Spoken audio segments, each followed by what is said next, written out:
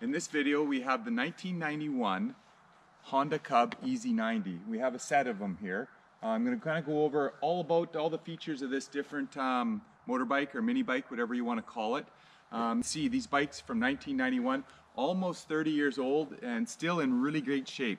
So we're going to go over all the different features of the Honda 90 here, the little EZ90 Cub, and then yeah, we'll go for a burn on it, have some fun, and show you how these things operate. So I think the most striking feature of these things is the plastic. You can see it's kind of got this futuristic look, and in 1991 this must have been quite the motorbike. As you can see, all the mechanical stuff, engine compartment, everything is covered by plastic. So that kind of unique futuristic look here that Honda came out with. The other unique feature is this swing bar here on the bike. So that was another interesting piece of I guess design, another design feature that they had on this Honda 90 Cub. Yeah, great looking bikes. A few more specs. So they're two-stroke bikes, two-stroke oil injected. We'll go over where you add the oil to these in a bit. They are so these are 90cc bikes, so quite small but actually quite peppy. So the bikes do have a lot of jam for a tiny little bike like this. They can hold 220 pounds capacity. So a guy like myself, just over 200 pounds, easily can ride one of these. I'm 6'4", but still have no problems riding the Honda 90 EZ Cub. They weigh about 176 pounds, so not a super heavy bike. Two guys could easily lift this bike. You can see, you know, it's heavy, but not that heavy. You could easily lift this bike and maneuver it around. They're for off-road use only, so these are not street bikes. Off-road trails and that mainly. You can see the knobby tires that they have on there. You can get them up to about 40 miles an hour, so they do have a pretty good top end. You know, great for kids, but you'd have to be careful because they do have some good speed to them, and definitely can get you into some trouble if you're not used to it. Yeah, fully automatic, so you can see these are fully automatic bikes, and yeah, basically just one throttle from, you know, start to finish, no gear changing, so making it quite simple. So for the Honda 90 Cub EZ or EZ90 Cub, you know, we have a couple hand guards here, as you can see. Little storage compartment up here. So let's have a look at the storage compartment. The key that starts the ignition here is also the key for the main storage compartment. And there it is there. So handy little storage compartment. You can see we got our little mini toolkit, spark plug wrench here, and also a little package here that incorporates our manual. So each of the Honda Cubs here have a manual. Pull out of the little waterproof plastic case, and there it is.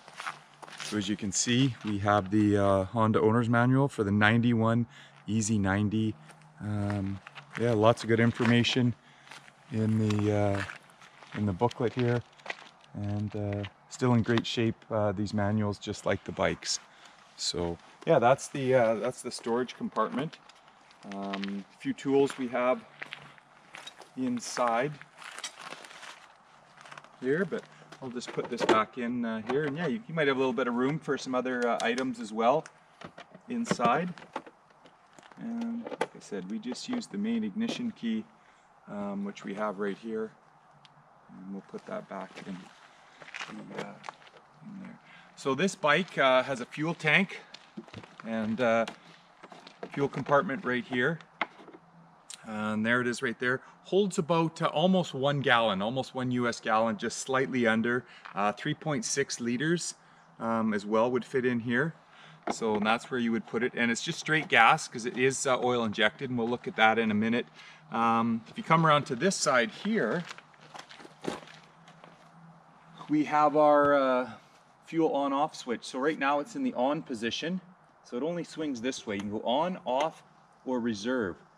So on right now is where you would typically ride with this, you know, in an operating condition.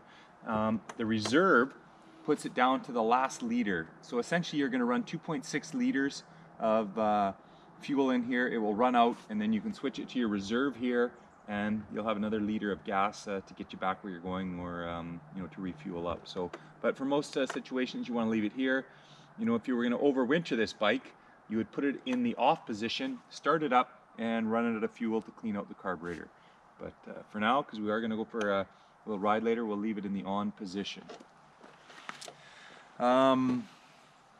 Yeah, you can see that, you know, when you stand on or when you sit on the bike here, you know, fairly comfortable. We got our grips here. We have 2 brakes here. So our, you can see when I press this, the back brake engages. So when I press the left hand brake thing, when I press the left brake handle, the back brake engages. And when I press the right handle, the front brake engages. So front, rear, front. So yeah, kind of handy. And also has a foot brake. So as you can see right here, and that is the rear brake as well. So the front left and your foot. So 3 braking mechanisms on this Honda 90 Cub. What else do we got here? Let's have a look at the kickstart on this side here. So the bike does have an optional kickstart right here. And typically you wouldn't need this because it's electric start and has a built-in starter, but if your battery dies or your starter doesn't work, you can use the kickstart. But most of the time these kickstarters are actually stored under the seat. So to remove the seat, we reach underneath. There's a little lever here. We pull the lever and the seat comes off right here. Here we have our air filter here, our battery, and where we add our oil there underneath. And there's a spot right here to put your Kickstarter. So if you don't want to ride with the Kickstarter on, you can actually put your Kickstarter here. We have a serial number as well. You can see that for the Honda 90, and that's where you get your serial number for. Color here, color code NH138. Very typical color here. This red, blue, and white bike. You'll see this lots on lots of these Honda Cubs have the same color scheme. So yeah, put that back on there, and yeah, we had our oil filter there. The bike also has an oil light. So if you come up here, and you can see the oil light is on right now, so we know the light's working. And if we were running this and the light came on, you would know that you need to add oil. So it has a little sensor inside for that. The other thing that it has is a side stand. So this is my kickstand here, and watch when I put my kickstand down.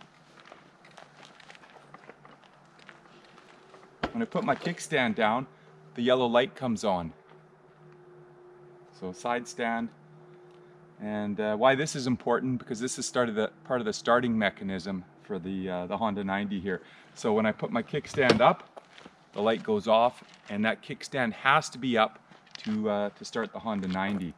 So let's talk a little bit about the start procedure for the Honda 90. First thing is turn your key on, turn that to the right, both lights come on. The oil light will go off in a minute, but the side stand light has to go off as well. And to do that, that means your side stand or your kickstand is up. So I'm going to reach down with my foot, pull that up, the side stand is off. The next thing you have to do is make sure your on-off, your engine run switch here is actually in the run position. So we have an off and a run. So now it's in the run position.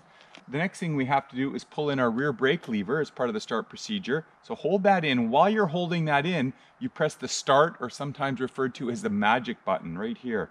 So when I press the magic button, it'll engage the starter. And there we go. You can release your brake button and listen to this Cub purr. Wow. Can't wait to get this out and take it for a quick spin and see how it handles on the gravel and on the trails. A lot of people use these for travel trailers, you know, Winnebagos, motorhomes, stuff like that, putting them on the back. Fairly light, didn't take up a lot of space, and they could use these for traveling around the campgrounds or going down a local trail while they're off on vacation. And then just, yeah, great for the family, kids, whoever, just to bomb around on. But these were only made, the Honda Cub, the EZ90 Cub, was only made from 1990 to 96. So this one here, you can see, was made in 1991, and you can see the model number here.